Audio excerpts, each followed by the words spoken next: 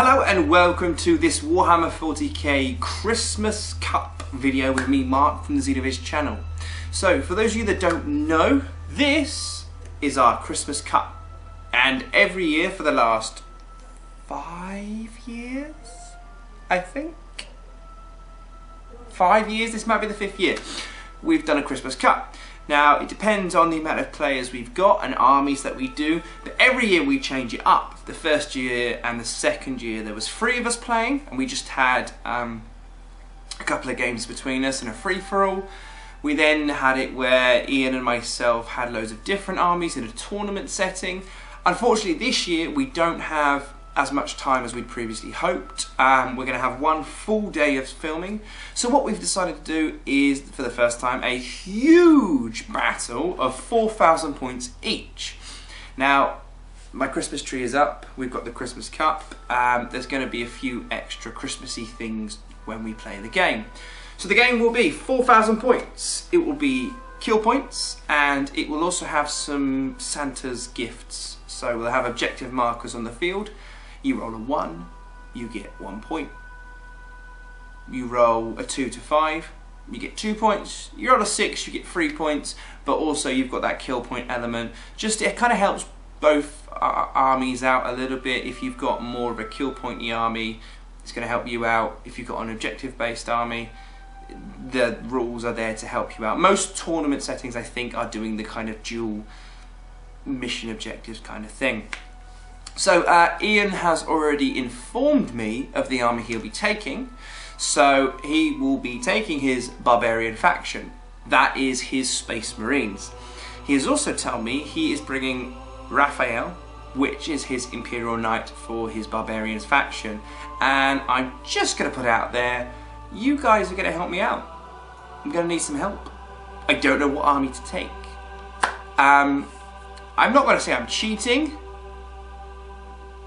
Actually, I'm completely cheating. I know most of his army units, and if it's 4,000 points, I can guarantee he will have a company commander guy, chaplain, Superman, maybe a librarian, 3 to 4 tactical squads,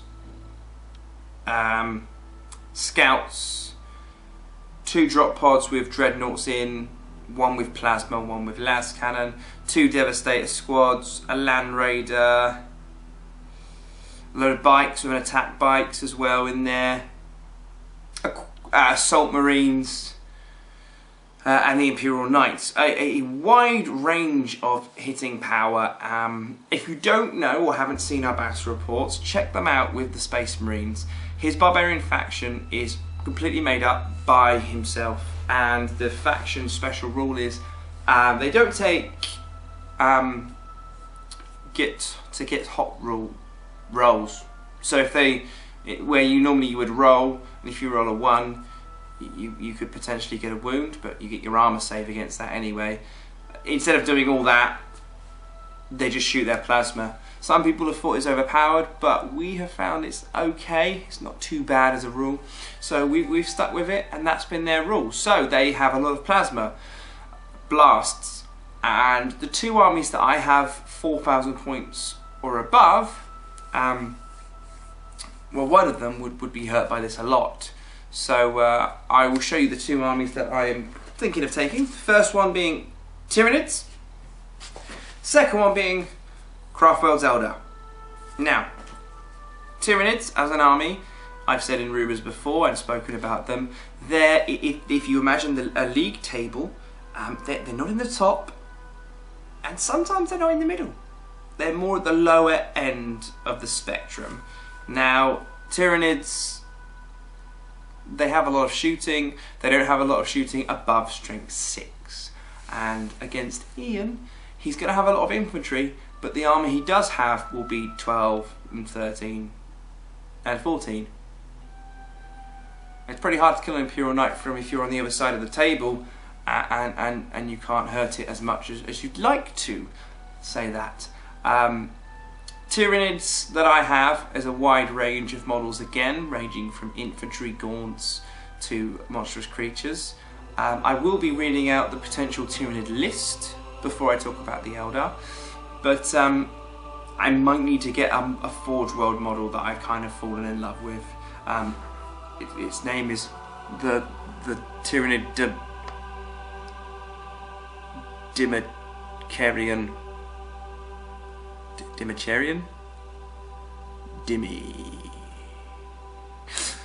So, Tyranids. Why take Tyranids? I have collected Tyranids properly since 2010, but Tyranids for me are one of the best looking races in 40k. It's different. It's aliens.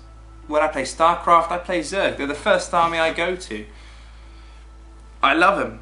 I absolutely love Tyranids, and it pains me that they're not getting the love they need. They can't. They're fluffies, they come down to a planet, they annihilate it.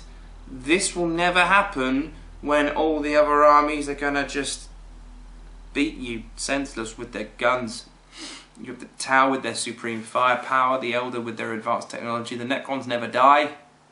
Space Marines, they've just always been great, and that's who I'm against. And an Imperial Knight. I think it's a standard Imperial Knight, so large blast, strength 8, AB3, possibly a melter, heavy stubber. So I've written the list on my battle scribe when I can find it. Yep. Just loading. Let's get rid of the advert. Just loading. Loading. Loading. Here we go. So, the list I'm kind of going for at the moment is, like I said, a combination of close combat and shooting, although in this edition close combat isn't so amazing. Now at the moment my list is 3,915 points. What I have in that is a Death Leaper, great for being an annoyance to characters. I've got 2 Winged Hive Tyrants with Twin Link Devourer Brain Leech Worms. There's 2 sets of those on there. They're going to be level 2. Psychers. I need Warp Blast. I've seen on the forums the best way to take down Imperial Knights with Tyranids is flyers. These will be my only flyers, and they will just be supporting the entire army, flying off, going around, doing their thing, trying to hurt it while the rest of the force go up. I'll have a Tervagon in there, spawn some troops, give extra synapse, extra mastery level to help with the psychic phase. Yeah, a Swarmlord on there just because I've got the model, and I need a few scary things for Ian to ignore, well, to take a look at, and so he can ignore my other stuff when I try to steal objectives. Free Hive Guard.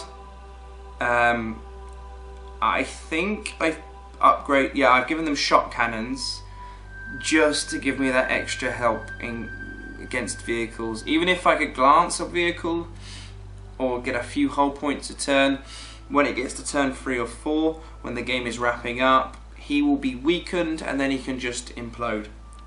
Hopefully. I've got 1 Venom Throat. I know I should get more, but I've only got the 1. So that'll give me a small bubble of cover.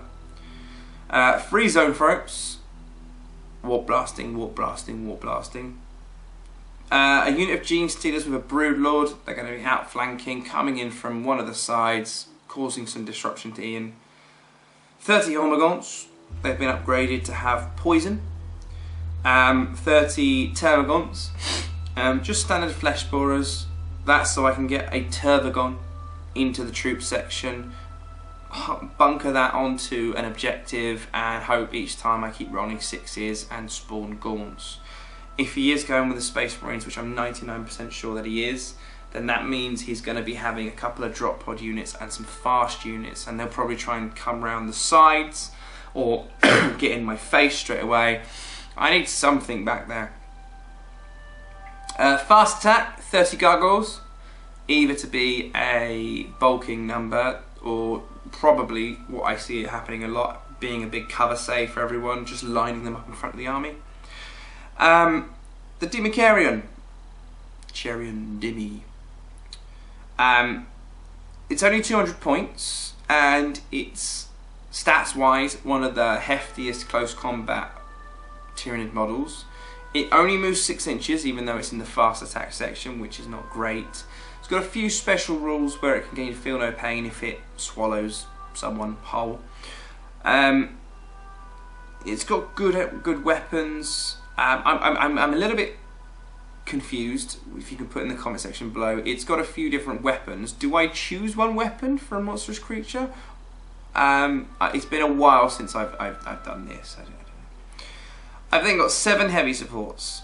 A Biovore, just one, just to maintain large blast and just annoy him.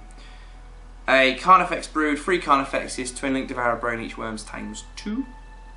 Just going up the field, doing what they can do with their rerolls, and then when they get into combat, hopefully against their vehicles, they can smash them up. I've got an Exocrine in there, large blast, strength 7, AP 2. Morlock, I've missed my Morlocks, and I think I would have done a lot better in the league so far if I'd had Morlocks, being able to do something crazy. Toxicrine, it's kind of been hit and miss with the Toxicrine. It depends who I go against, but against Space Marines, normal tactical Marines, he's generally brilliant. Against like Ian's Bullgrims, I just die. Trigon Prime, come up from the ground, do some shooting, add some synapse on the inside of the table. And a Tyrannifex with a Rupture Cannon, just give me some strength 10 and move him up. He's got an armor of 2+, scary for Ian. That's 3,915, and I think the model count goes, well, we've got 30, 60, 90, potential of having 110 to 120 models, and then obviously I've got 2 Tervagons, so when they spawn, that could bring it up to near 130.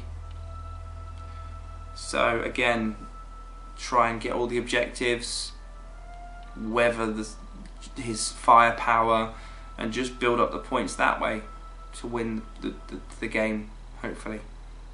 Yeah. So that is the first army, Tyranids. Second army is Craftworld Eldar. Craftworld Eldar is one of the best codexes out there, one of the strongest codexes out there. It got the Necron Love and Treatment, where a lot of units got points reductions, and a way you construct an army has changed, and they come with a lot of formations which benefit you. And when you've got as many Eldar models as myself, I can pick and choose what I want.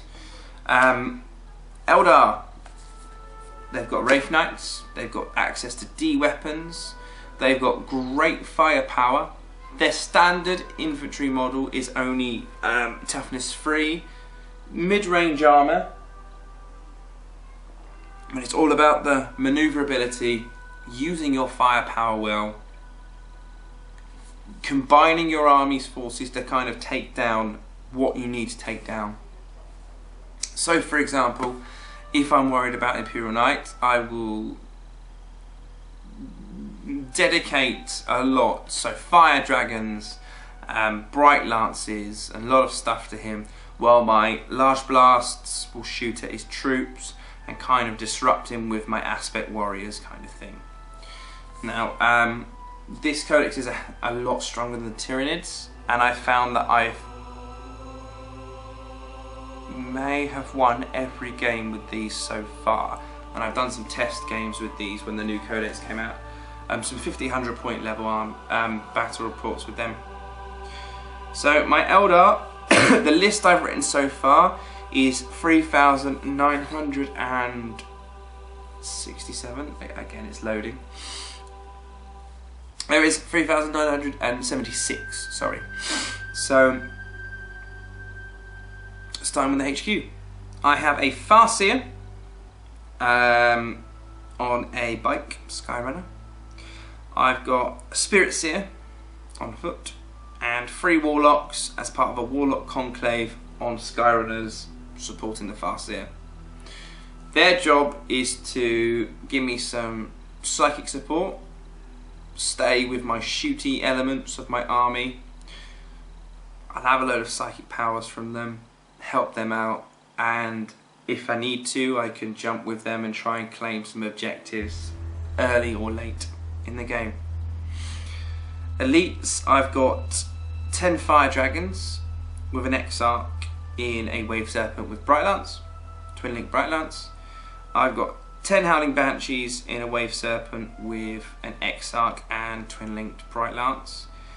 Striking Scorpions with an Exarch but not in a Wave Serpent. 5 Wraith Blades and 5 Wraith Guard with a Wave Serpent Bright Lance.